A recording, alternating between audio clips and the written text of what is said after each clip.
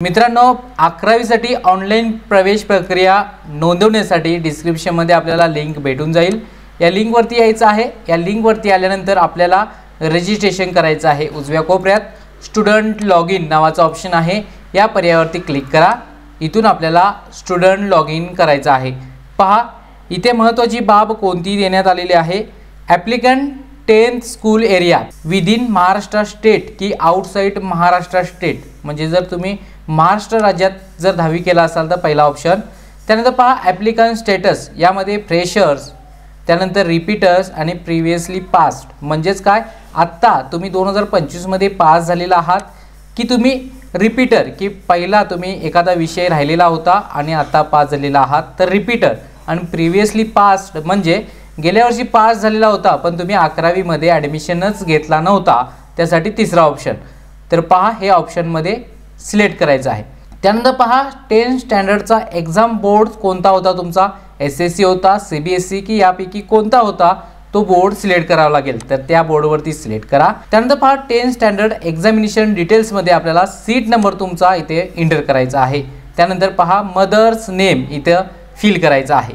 यानंतर पहा आपल्याला सीट नंबर, आईचं नाव टाकल्यानंतर व्हेरीफायर नंबर या पर्यायावरती क्लिक करायचा। यानंतर पहा व्हेरीफाय वरती क्लिक केल्यानंतर व्हेरीफाय युअर SSC डिटेल्स, तुमचं पूर्ण नाव येऊन जाईल, तुमच्या आईचं नाव आणि ही माहिती बरोबर आहे का, तर यस करेक्ट यावरती क्लिक करा। यानंतर पहा मंथ ऑफ एक्झामिनेशन इथे क्लिक करायचं आहे आणि इथे मार्च सिलेक्ट करून घ्यायचा आहे। यानंतर पहा इथे तुमचा ईमेल ID एंटर करा, इथे तुमचा मोबाईल नंबर। आता इथे सिक्युरिटी क्वेश्चन आहेत, सिक्युरिटी क्वेश्चन्स मधून आपल्याला पहा इथं what is your best friend किंवा फेवरेट गेम, हे कोणताही तुम्ही ऑप्शन सिलेक्ट करायचा आहे। इथं त्याचं आन्सर लिहायचं आहे। त्यानंतर इथे पासवर्ड क्रिएट करायचा आहे तुम्हाला, ज्यामध्ये तुमचं एक कॅपिटल लेटर असलं पाहिजेत आणि @ वगैरे, तोच पासवर्ड कन्फर्म करा। हा कॅप्चा देण्यात आलेला आहे तो इथे फिल करा आणि इथे रजिस्टर्ड वरती क्लिक करायचं आहे। रजिस्टर्ड नावाचा ऑप्शन येईल, इथे रजिस्टर वरती क्लिक करा। यानंतर पहा आपल्या रजिस्टर्ड मोबाईल वरती तुम्हाला युजर नेम आणि पासवर्ड सुद्धा केलेला आहे। आता युजर नेम इथे लॉग इन ID देण्यात आलेला आहे, तो युजर नेम असेल आणि पासवर्ड तुम्ही क्रिएट केलेला आहात तो असणार आहे। इथं पहा प्रिंट वरती क्लिक करून तुम्ही हा फॉर्म सुद्धा प्रिंट करू शकता। इथे प्रिंट करा आणि हे डाउनलोड करून ठेवायचं आहे। यानंतर पहा प्रोसीड टू लॉग इन या पर्यायावरती क्लिक करा। आता पहा लॉग इन ID जो तुम्हाला भेटलेला आहे तो इथे एंटर करा, पासवर्ड तुमचा इथं फिल करा, कॅप्चा हा फिल करा, कीप मी साइन इन वरती क्लिक करा आणि लॉग इन वरती क्लिक करा। साइन इन केल्यानंतर पहा इथे आपल्याला फॉर्म फिल करायचा आहे। यामध्ये पहा ॲप्लिकेशन फॉर्म पार्ट 1 आणि कॅप ऑप्शन पार्ट 2 असा ऑप्शन देण्यात आलेला आहे। इथे पहा ॲप्लिकेशन फॉर्म इनकम्प्लीट देण्यात आलेला आहे। आता आपल्याला ॲप्लिकेशन फॉर्म पार्ट 1 वरती क्लिक करायचं आहे। इथे आपल्याला बरेचसे ऑप्शन आहेत, उदाहरणार्थ पहा registration details, personal details, address details, category, reservation details, qualification details, हे ऑप्शन आपल्याला फिल करायचे आहेत। पहा स्टेप बाय स्टेप पहा, त्या पद्धतीने आपण फॉर्म भरायचा आहे। रजिस्ट्रेशन डिटेल्स वरती क्लिक करा। इथून पहा आपल्याला स्टार मार्क देण्यात आलेला आहे, ते कंपल्सरी करायचे आहेत, त्यामुळे खालती या। इथे ऑलरेडी तुमचा फॉर्म हा भरण्यात आलेला आहे, जसे की तुमच्या सीट नंबरनुसार। आता हा फॉर्म फिल झालेला आहे, आपल्याला नेक्स्ट वरती क्लिक करायचं आहे। दुसरा ऑप्शन आहे पर्सनल डिटेल्स, यामध्ये पहा तुम्ही सीट नंबर भरलेला होता त्यानुसार तुमची डिटेल्स आलेली आहे, तुमचं नाव, तुमच्या आईचं नाव, तुमचं जेंडर। आता डेट ऑफ बर्थ तुमची इथे आहे, बरोबर आहे की चुकीची आहे ती पहा, नाहीतर कॅलेंडर मधून तुम्ही एडिट करू शकता। तुमचं स्कूलचं नेम सुद्धा आलेलं आहे, school index number, UDIS number सुद्धा इथे आलेला आहे, खालती या। यानंतर पहा हे माहिती बरोबर आहे, सेव्ह अँड नेक्स्ट या पर्यायावरती क्लिक करा। ॲप्लिकेशन पर्सनल डिटेल्स क्रिएटेड सक्सेसफुलीचा मेसेज आलेला आहे।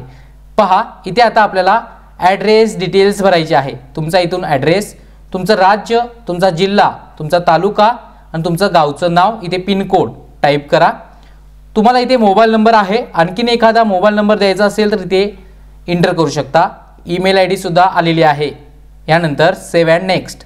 ॲप्लिकेशन ॲड्रेस डिटेल्स क्रिएटेड सक्सेसफुलीचा मेसेज आलेला आहे। आता पहा कॅटेगरी, रिझर्वेशन डिटेल्स, यामधून पहा आपल्याला स्पेशल बॅकवर्ड क्लास म्हणजे SBC आहे असे इथे क्लिक करून घ्यायचे आहे। तुम्हाला कोणत्या ऑप्शनमधून तुम्हाला फॉर्म भरायचा आहे तो इथून देण्यात आलेला आहे। तुमची कास्ट कोणती आहे ती तुम्ही सिलेक्ट करून घ्यायची आहे। EWS मधून भरायचं आहे, SBC, OBC, NT, ओपनमधून भरायचा आहे तो तुम्ही इथून सिलेक्ट करू शकता। आता पहा, कोणत्याही रिझर्वेशनमधून जर भरत असाल तर तुम्हाला कास्ट सर्टिफिकेट गरजेचं आहे। त्याचबरोबर पहा, नॉन क्रिमिनल सर्टिफिकेट आहे ते आपल्याला कास्ट सर्टिफिकेटसाठी कंपल्सरी आहे। जर तुमच्याकडे नसेल तर त्यासाठी तुम्हाला स्वयं घोषणापत्र द्यावं लागेल, पुढे जाऊन तुम्हाला मी सांगतो। तर पहा, तुम्ही ओपनमध्ये आहात, SBC मध्ये भरणार आहात की कोणत्या कोट्यातून, तर तुम्ही इथून ते सिलेक्ट करायचं आहे। तर पहा, select your category for admission, open येणार आहे। त्याचबरोबर पहा, जर अर्जदाराकडे आपलं कास्ट सर्टिफिकेट नसेल तर वडिलांचं सुद्धा कास्ट सर्टिफिकेट तुम्ही अपलोड करू शकता। इथे नोटसुद्धा देण्यात आलेली आहे, तुमचं इथून कास्ट सिलेक्ट करून घ्या। त्यानंतर पहा, पुढील ऑप्शन आपल्याला येस किंवा नो भरायचं आहे। त्यानंतर पहा, A नंबरचा ऑप्शन आहे हँडिकॅप्ड किंवा डिसेबिलिटी आहे का आपल्याला, तर ते सिलेक्ट करायचं आहे। 2 नंबरचा ऑप्शन जो आहे तो प्रकल्पग्रस्त किंवा भूकंपग्रस्त आहात का, तो ऑप्शन सिलेक्ट करा। 3 नंबरचा जो ऑप्शन आहे तो पहा, अर्जदाराच्या पॅरेंट्सना ऑनलाईन जिथे फॉर्म भरणार आहात तिथे ट्रान्सफर केलेला आहे का, केलेला असेल तर येस किंवा नो, जर केलेलंच नाही त्यामुळे नो। त्यानंतर पहा, ॲप्लिकेंट्स आजी आजोबा हे फ्रीडम फायटर्स म्हणजे सैनिक वगैरे होते का, असतील तर येस किंवा नो। त्यानंतर पहा, अर्जदाराचे पालक हे माजी सैनिक किंवा संरक्षण सैनिक होते का, असेल तर येस किंवा नो। त्यानंतर पहा, does applicant belong to sport category, sport कॅटेगरीमध्ये आहात का, असल्यास येस किंवा नो। त्यानंतर पहा, जर तुम्ही अनाथ असाल तर तुम्हाला 2 एप्रिल 2018च्या GR नुसार अर्ज भरायचा आहे का, तर तुम्हाला 1% कोटा भेटतो, आहात का, असल्यास येस किंवा नो। त्यानंतर पहा, डू यू बिलॉंग मायनॉरिटी म्हणजे अल्पसंख्याक आहात का, असल्यास येस किंवा नो। त्यानंतर पहा, do you want to take admission thought in house quota, तुम्हाला इन हाऊस कोटामधून ॲडमिशन घ्यायचं आहे का, असल्यास येस किंवा नो। यानंतर पहा, सेव्ह अँड नेक्स्ट या पर्यायावरती क्लिक करा, म्हणजेच कॅटेगरी अँड रिझर्वेशन डिटेल्समध्ये आपली माहिती फिल झालेली आहे। यानंतर पहा, पुढील ऑप्शन आहे क्वालिफिकेशन डिटेल्स। आता तुम्ही सीट नंबर भरला होता, त्यानंतर तुम्हाला इथे क्वालिफिकेशन डिटेल्स ऑलरेडी तुमचे मार्क आलेले आहेत, जे की तुमच्या बोर्डकडून भेटलेले आहेत। आता सेव्ह अँड नेक्स्ट। यानंतर पहा, आपल्याला डॉक्युमेंट अपलोड करायचे आहेत। आता डॉक्युमेंटची साईज ही 1 MB पर्यंत असायला पाहिजे। त्याचबरोबर पहा, स्टार मार्क केलेले डॉक्युमेंट अपलोड करायचे आहेत। 10 स्टँडर्ड मार्कशीट म्हणजे SSCचं सर्टिफिकेट तुम्हाला मिळालेलं आहे का, मिळालेलं असेल तर अपलोड करा, किंवा तुम्हाला जी PDF भेटलेली आहे मार्कची ती सुद्धा अपलोड करू शकता, किंवा नाही केला तरी चालू शकतं, नंतर तुम्ही ज्या ॲडमिशन भेटणार आहे त्या ठिकाणी जमा करू शकता। स्कूल लिव्हिंग सर्टिफिकेटसुद्धा आपल्याकडे नाही आहे, त्यामुळे ते सुद्धा तुम्ही नंतर देऊ शकता। त्यानंतर पहा, undertaking of student for document submission. आता इथे डाउनलोड सॅम्पल फॉर्म यावरती क्लिक करा। तुम्हाला जी वरील कागदपत्र डॉक्युमेंट जे अपलोड करणार आहात, कास्ट सर्टिफिकेट वगैरे, तर ते देण्यासाठी वचननामा म्हणून हे फॉर्मॅट आहे, तो इथे डाउनलोड करायचा आहे। आता डाउनलोड झालेला आहे, हा आहे फॉर्म त्याचा। तर हा डिक्लेरेशन तुम्ही भरायचा आहे, फिल करायचा आहे। उदाहरणार्थ कास्ट सर्टिफिकेट नॉन क्रिमिनल जोडला असाल तर, आणि स्टँडर्डचं 10वीचं LC यावरती रिमार्क करायचं आहे असा बरोबर अशी, आणि इथे तुम्हाला पॅरेंट्सची साईन पाहिजेत आणि स्टुडंटची सिग्नेचर पाहिजेत। आता हे मराठीसुद्धा आहे। हमीपत्र, हे हमीपत्र तुम्ही भरू शकता। विद्यार्थ्याचे नाव, प्रवेश अर्ज क्रमांक, जात प्रवर्ग, तुमचा जातीचा दाखला, उन्नत व प्रगत गटात मोडत नसल्याबाबतचे प्रमाणपत्र याची बरोबर टिक करायचे आहे। 10वी शाळा सोडल्याचा दाखला इथे अशा पद्धतीने आहे, आणि इथे आपल्याला बरोबर अशी टिक मार्क करायची आहे। एखादे प्रमाणपत्र अथवा पोचपावती अपलोड केले असल्यास शहरामध्ये तपशील नमूद करा। जरी तुम्ही याच्यापैकी कुठलं अपलोड केला असाल तर इथे नमूद करायचं आहे, लिहायचं आहे। आणि इथे पहा, पालकाची स्वाक्षरी आणि इथे विद्यार्थ्याचं नाव व स्वाक्षरी। सदर प्रमाणपत्र स्वतः तयार करून स्वाक्षरी करून संकेतस्थळावर अपलोड करणे।